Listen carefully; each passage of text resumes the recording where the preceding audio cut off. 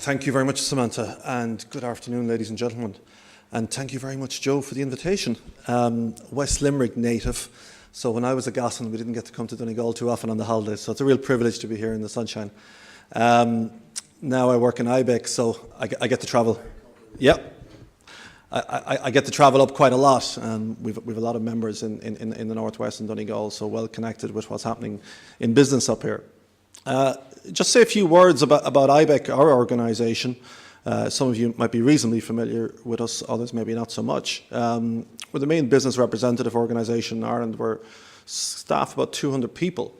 And I'm an economist by background, and it's a super place to be an economist, actually, because we've 7,500 member companies inside an IBEC. And we can really see firsthand what's happening in the economy, what kind of trends they're experiencing, how they're coping with Brexit, the kind of decisions they're already taking to react to the challenges and opportunities of Brexit. It's also very interesting. We've over 40 trade associations inside in the IBEC house, and it's already very clear to us that Brexit is going to impact on those different sectors, those different sectoral groups in very, very different ways. It's actually going to become a significant challenge for the business community even itself to remain cohesive and aligned around the challenges I think that Brexit's going to bring us. 4 or 5 things written down that I was hoping to address over the 15 minutes, so I hope that's not too ambitious. The first of those was going to be the current state of the economy. And following some of the revised analysis that we got from our CSO last week and new metrics in the terms of GNI star, that might take a few minutes on its own. I am going to talk about the quality of our infrastructure, how it shapes up internationally, how much we are investing, how much we should be investing. And then what role can Brexit play? What role can infrastructure play in terms of addressing those challenges of Brexit? And then crucially, how can we pay for all of this? How can we pay and finance what we need to do to insulate ourselves against the challenges of Brexit and make sure that we really do seize with both hands those opportunities? I've no doubt that Brexit is going to be a net negative event for the economy. And when you look at the context of the other challenges we see globally, policy uncertainty in the US, other dynamics in terms of threats to internationalization and globalization, you can see that Ireland is going to face some challenges in the years ahead. But we are in incredibly good shape right now. We've really come out of that great recession much quicker and way stronger than pretty much anyone would have expected us to do so. So again, last week, some dispute about economists as to, well, what is the actual size of the economy and how fast is it actually growing? When we looked at this new metric, which was called GNI star, hard to know, I think, ultimately how that would be perceived by observers of the economy. But what that sought to do was to try and strip out some of this volatility in terms of how we measure economic activity. Because Ireland's incredibly fortunate to be so internationalised and so globalised. We are the most globalised economy in the world. So for statisticians and economists, it does make it quite difficult to measure the volume of activity that's happening here, and crucially, to be clear on how much of that and the benefits of that are actually accruing to Irish citizens. So when you look at the observation last week that's telling us that if you look at this lower metric and strip out globalisation and the impacts of globalisation, that the economy could actually be about 1/3 smaller than had previously been thought, I think that probably is taking that metric too far in terms of stripping out the benefits that accrue to Irish citizens from internationalisation and globalisation. Because crucially, all of that international business that's here, it's creating jobs, and we're measuring that, it's generating lots of investment. But crucially, it's paying us lots of tax. Just give you, I'm not going to talk too many numbers in the presentation, just give you a single metric on the taxation contribution of corporates. In 2015 alone, we thought we'd get just over 4 billion in corporate tax. We got almost 7. And that was the real tangible benefits of this major boost we've seen in globalisation, internationalisation, more and more business moving into Ireland, but crucially paying a lot of taxes that are now at our disposal in terms of delivering infrastructure and much needed public services. But even if you move away from those measures of GDP and the new metrics of GNI star, and you look at what's really happening in the economy, the most important metric remains for me the employment creation. And with job creation running north of 3.5%, Ireland is an absolute standout at a European level. in terms of the pace at which we continue to put people into employment. And that is the most tangible metric in terms of economic activity. And when you start to think out, so we have recovered incredibly quickly from the crisis. And again, depending on the metrics you use, there'll be different assessments of what our debt position is. What's very clear is our debt has fallen like a stone. So using that GDP metric, our debt is now just 70% of our economy. It had been 120%. More prudently, if one wanted to use the new metric, GDP is 100%, but it had been 150. So even within another 5 or 6 years, if people were to take that lower assessment of the economy, the debt to even that G&I metric would be down to 70%. So debt continues to fall like a stone. So we don't need to be constrained by our indebtedness for the things we want to do to deliver better infrastructure and to improve quality of life and quality of public services. Because do you know what? We are one of the wealthiest economies in the world. And we need to continue believing that, despite any noise in terms of statistics and economic measures. That is the reality.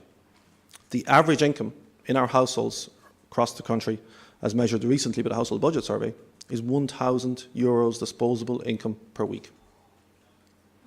So again, that's nothing to do with multinationals apart from the jobs and everything else that it creates. That is the average income, disposable income.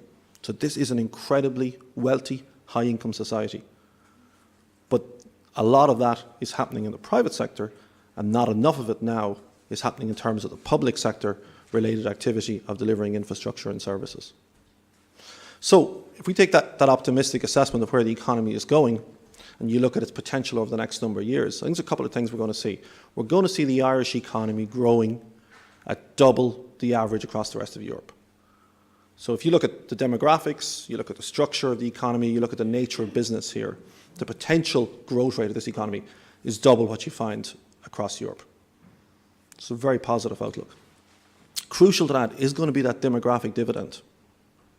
So Ireland's population is one of the fastest growing in Europe. Over the next 20 to 30 years, it will be by far the fastest growing in Europe. So we're going to see a surge of about 1 million extra people in space of about 20 years. We actually have an ambition in IBEC that we could see a population of 10 million people on the island of Ireland around the time of the bicentenary of the famine. So it's now just under 7 million. So that's how quickly this population is going to grow. If we were sitting in Germany, we'd be having a conversation about population decline. And the fact that over that same time frame, their population would probably fall by 1/4. If we were in Japan, it would probably fall by 1/3. So this gives us an incredible opportunity in terms of that demographic dividend, driving a really young, prosperous economy. But it also brings us that challenge, because we're going to have to invest for it, and we're going to have to provide for it. So, despite Brexit, I think that medium-term assessment for the economy remains incredibly strong. Brexit is going to be net negative, and it is going to bring some very significant challenges for some sectors of the economy. We've seen some assessment of exports that would show about 14% of the value of our exports go to the UK. If you look at the volume of exports, it's actually about half. So the physical things that we move and ship, about half of our exports go to the UK. Bulkier ones are more likely to go to our nearest neighbour. So there are a number of key sectors: traditional manufacturing, food and drink, hospitality. Those sectors are going to be incredibly exposed to Brexit. Some of the things we're already seeing, some of those sectors, the ones that can, are having discussions about relocating. So where we're seeing sectors that are incredibly reliant on a UK market, some of them are going to make a logical decision. Do you know what? It's actually better to be located in that market if I want to continue to serve it successfully. And some of that is already happening. The more significant issues, if we face I heard some of the conversation this morning, if we do face the scenarios of tariffs and a very difficult Brexit, clearly that is the worst case scenario. But even avoiding that worst case scenario in terms of tariffs, customs regulations, cost of doing business, regulatory divergence, that will all make it more expensive, more difficult, more costly to do business with the UK, and impacting on certain particular sectors. From other sectors, it's going to be very difficult to continue to succeed as strongly as they have been doing if the UK doesn't do well. So I think it's very much in Ireland's interests that the UK performs successfully post-Brexit. You look at hospitality and tourism, for example. We want the UK consumer to be doing well and to have strong disposable income to come on holidays in Ireland. I think it's crucial when we look at the investment opportunities and the infrastructure opportunities in relation to Brexit, that when you look at those sectors that are going to be most significantly impacted, they're mainly in rural-based areas. So we've done some analysis that would show that the regions and rural areas are probably 6 times more exposed to the risks of Brexit than urban areas. So if you take counties such as Donegal, Cavan, for example, about 30% of all the jobs in those counties would be in Brexit-exposed sectors, whereas in Dublin it's probably about 5%. So targeting infrastructure at those regions that are going to be most exposed to Brexit is a very sensible policy in terms of offsetting some of the worst measures and implications of Brexit for us. But then we need to talk about the opportunities. And the Dublin economy is doing incredibly well. I have no doubt that Brexit will bring a lot of opportunity and advantage for Dublin and the urban areas. We're already seeing the relocation opportunities, as Samantha has mentioned. When we talk to our financial services sector in IBEC, a number of them are talking about the opportunities of bringing some of those new financial services jobs into the regions. But what are they looking for? They're looking for connectivity, they're looking for good quality of life, crucially they're looking for the talent. And unlike in previous years when the corporate could decide and almost dictate where economic activity would happen, now the trend is that talent decides where activity happens. That's been a big switch in terms of the geographical distribution of economic activity. It's the talent that's dictating where the jobs are and where activity happens. And in order for regions to succeed, to attract, retain, and develop that local ecosystem that will be attractive for that talent, then you've got to have world-class infrastructure. The Dublin challenge is very much, and the urban challenge right now is very much one of absorption capacity. We've met a number of companies who've come on scoping missions to Dublin over the last number of months, and they say, look, the model here is brilliant. It's a great place to do business. The talent is superb. What's coming out of our universities, despite some of our funding challenges, is really, really good. But the biggest issue that they remain unconvinced about is what is the absorption capacity of our cities. They're looking at the congestion, they're looking at the housing challenges, they're looking at the quality of life issues that they see in the cities. And they're saying that will not be conducive to some of the talent that they want to bring in. So the role of infrastructure in terms of the challenges and the opportunities for Brexit, our rural areas and our regional areas need it more than ever because they're the ones that are going to be impacted. But our urban areas, without sufficient infrastructure, they're going to lose out on the opportunities that are passing them by.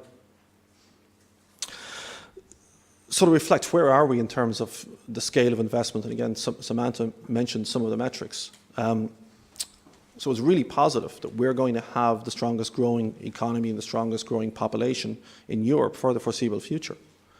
That's putting a lot of pressure on infrastructure. So that's a demographic challenge we have. We can turn that into a dividend by the right type of investment. So right now we have that strongest growing population, but we have the lowest level of public capital investment in infrastructure. About 70% of all the public expenditure cuts that happened during the crisis were in the reduction of the public capital programme. Thankfully now with the economy doing better, we're replacing those resources. We know that in the upcoming midterm review of the capital plan there's going to be an extra £2.5 billion. I'm sure Robert will talk to some of the details of that. We see the summer economic statement where we're now identifying another £500 million that would previously have been allocated for a rainy day fund, now going into infrastructure investment. That's all incredibly sensible. But despite those additional resources, we play that out to 2021, we'll still be investing far too little in terms of the infrastructure. Given the demographic pressures we have, the years of underinvestment, 10, 15 years since the start of the crisis, running out to 2021, that level of investment is probably still going to be about a half or two-thirds of where it needs to be. When you look at the challenges in terms of the stock of infrastructure, there was probably only one period in Ireland that we spent above international average or at the top of the range in terms of infrastructure investment compared to leading economies. And that was probably the 6 or 7 years before the crash. So traditionally, Ireland has not been a big spender on infrastructure. We haven't been a wealthy economy. Our wealth is fairly recently found. So when we were coming into the crisis, yes, with 5 or 6 years of very strong investment. But if you look at any metric of the overall quality of the infrastructure stock, you take environment, you take connectivity, you take public transport, you take housing, the level of our infrastructure stock compared to leading economies remains very low. So we've got a weak spend, growing slightly. We have a very weak stock comparatively, and we have this incredibly strongly growing population. So we really need to accelerate it much more rapidly if we're going to be able to support the potential growth rate that we see there in the economy. So if you look at the challenges we have in the public finances, our debt is falling very rapidly. We now see a situation whereby international markets are willing to pay the Irish government to borrow money off them. We have negative interest rates. These are once-in-a-generational opportunities in terms of availing of cheap money to put to work in the productive aspects of the economy that will give us a better quality of life and make sure that this recovery we're experiencing can be much more sustainable. We also need to look then at some of the constraints that are going to be around that. One of the very significant ones at the moment is we have a set of EU fiscal rules which are incredibly sensible in terms of putting manners on us all for day-to-day spending requirements and demands. But those EU rules don't give any recognition of governments that would seek to invest in the more productive aspects of the economy. So in a sense, there's no incentive system. There's no incentive system for government to say, if I invest in education, if I invest in innovation, if I invest in infrastructure, the things that are going to make the economy competitive and productive, that you're going to be in some way recognised for that within these EU rules. And there's nothing then that supports that investment over the less productive aspects of tax reductions, for example, and other aspects of day-to-day public expenditure. But even within that, when you look at the constraints that we currently have, if we are to fully avail of those fiscal rules and to apply the growth rates that we have been experiencing over the last number of years, and particularly the very strong GDP of the last couple of years, we could be spending much more on infrastructure, and we could be doing it in a way that would be sustainable from a debt perspective. And again, I go back to some of the remarks where I started in terms of the benefits of globalization in a single year, where we were seeing 2.5 billion additional come through in terms of our tax revenue. Just a couple of more points. Yeah, thanks, Samantha. Just a couple more points before I finish. In terms of taking a long-term view of the country, and it's something that we have never really done successfully. I know it'll be spoken about here over the course of the week as well. We have an opportunity now with our national planning framework to really plan strategically and crucially plan long-term, but plan on an all-island basis. So if we do believe that we're going to see a population of 10 million people on the island of Ireland, what kind of infrastructure, what kind of connectivity, what kind of quality of capital stock are we going to need? I think that's the frame through which we need to see all of this discussion. So infrastructure decisions cannot be short-term political decisions. We need to really take that strong long to medium term view and take it in an ambitious context, but crucially take it on an all-island basis.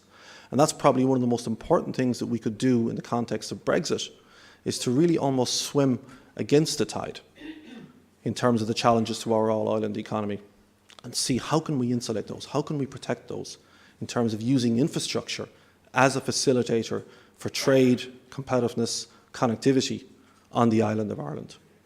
We think that we could build, just connectivity alone, that you could build a motorway network and a high quality dual carriageway network on the island of Ireland that 90% of the population would be no more than 10 kilometres for, at a very affordable cost of probably around no more than 15 billion to do that over 20 years.